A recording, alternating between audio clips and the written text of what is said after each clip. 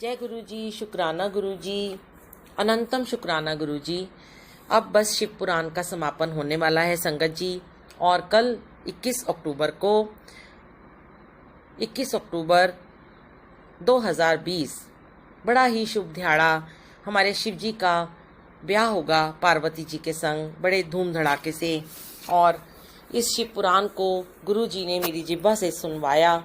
मैं इसके लिए हमेशा उनकी शुक्रगुजार रहूंगी। मेरे मालिक, आपने इस सेवा के मुझे काबिल समझा। ये आखिरी 2 पृष्ठ हैं जिनको मैं अब संपूर्ण करने जा रही हूँ गुरु जी की कृपा से। ओम नमो शिवाय, शिव जी सदा सहाय। ओम नमो शिवाय, गुरु जी सदा सहाय। जय गुरु जी, वाहे गुरु जी, ओम नमो शिवाय, शुक्राना गुरु जी। ये अध्याय शुरू। मेरुगिरी के स्कंद सरोवर के तट पर मुनियों का सनत कुमार जी से मिलना, भगवान नंदी का वहां आना और दृष्टिपात मात्र से पाश छेदन एवं ज्ञान योग का उपदेश करके चला जाना शिव पुराण की महिमा तथा ग्रंथ का उपसंहार। सूत जी कहते हैं, वहां मेरु पर्वत पर सागर के समान एक विशाल सरोवर है जिसका नाम स्कंद सर है। उसका जल अमृत के समान स्वादिष्ट, शीतल, स्वच्छ, अगाध और हल्का है। वह सरोवर सब ओर से स्फटिक मणि के शिलाखंडों द्वारा संगठित हुआ है। उसके चारों ओर सभी ऋतुओं में खिलने वाले फूलों से भरे हुए वृक्ष उसे आच्छादित किए रहते हैं। उस सरोवर में सेवार, उत्पल, कमल और कुमुद के पुष्प तारों के समान शोभा पाते हैं और तरंगे बादलों के समान उठती रहती हैं, जिससे जान पड़ता है कि आकाश ही भूमि पर उतर आया है। वहाँ सुख पूर्वक उतरने चढ़ने के लिए सुंदर घाट और सीढ़ियां हैं। वहाँ की भूमि नीली शिलाओं से आबद्ध है। 8 दिशाओं की ओर से वह सरोवर बड़ी शोभा पाता है। वहाँ बहुत से लोग नहाने के लिए उतरते हैं और कितने ही नहा कर निकलते रहते हैं।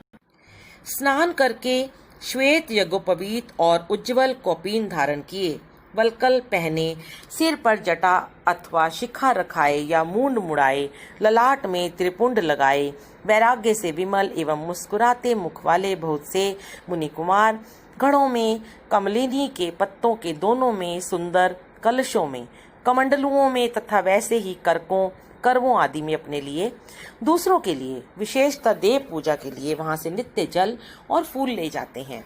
वहां इष्ट और शिष्ट पुरुष जल में स्नान करते देखे जाते हैं। उस सरोवर के किनारे की शिलाओं पर तिल, अक्षत, फूल और छोड़े हुए पवित्र दृष्टि गोचर होते हैं। वहां स्थान स्थान पर अनेक प्रकार की पुष्प बलि आदि दी जाती है। कुछ लोग सूर्य को अर्घ्य देते हैं और कुछ लोग वेदी पर बैठकर पूजन आदि करते हैं।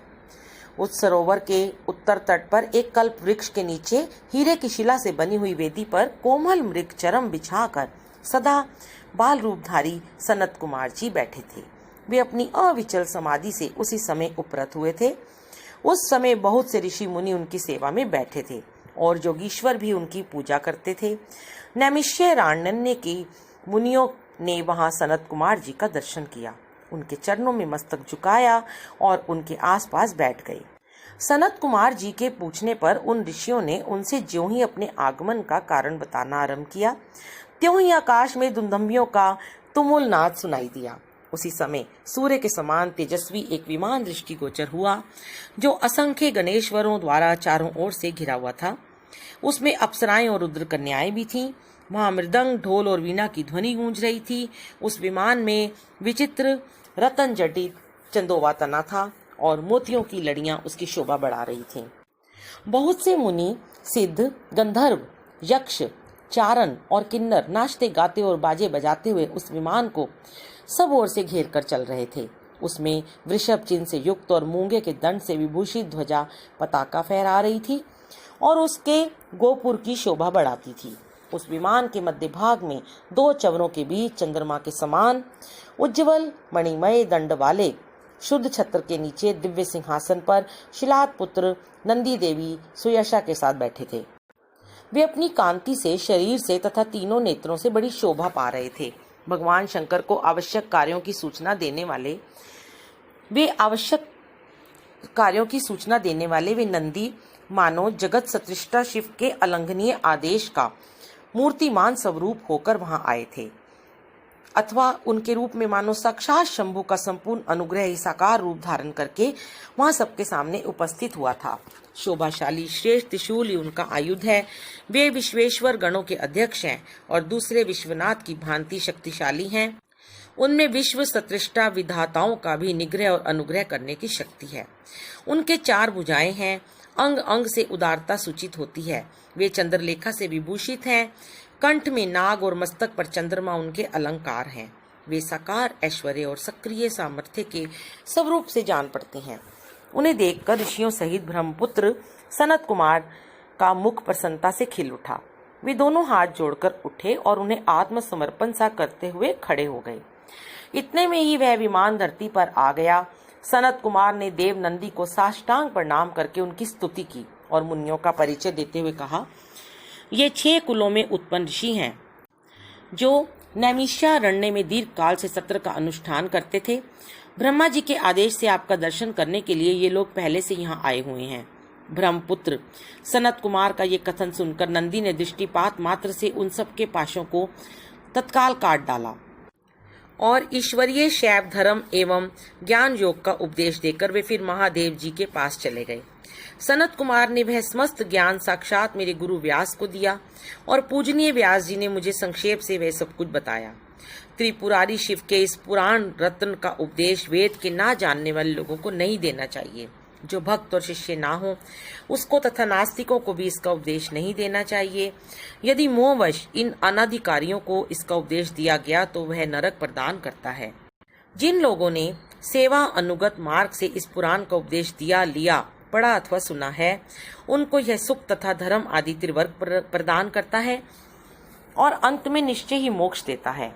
इस पौराणिक मार्ग के संबंध से आप लोगों ने और मैंने एक दूसरे का उपकार किया है, अतः मैं सफल मनोरथ होकर जा रहा हूँ। हम लोगों का सदा सब प्रकार से मंगल ही हो। सूत जी के आशीर्वाद देकर चले जाने और प्रयाग में उस महायज्ञ के पूर्ण हो जाने पर वे सदाचारी मुनि विषय कलुषित कली काल के आने से काशी के आसपास निवास करने लगे। तदनंतर पशुपाश से छूटने की इच्छा से उन सब ने पूर्णतः पाशुपत व्रत का अनुष्ठान किया और संपूर्ण बोध एवं समाधि पर अधिकार करके वे अनिंद महर्षि परमानंद को प्राप्त हो गए। व्यास जी कहते हैं, यह शिव पुराण पूरा हुआ। इस हितकर पुराण को बड़े आदर एवं प्रयत्न से पढ़ना तथा सुनना चाहिए।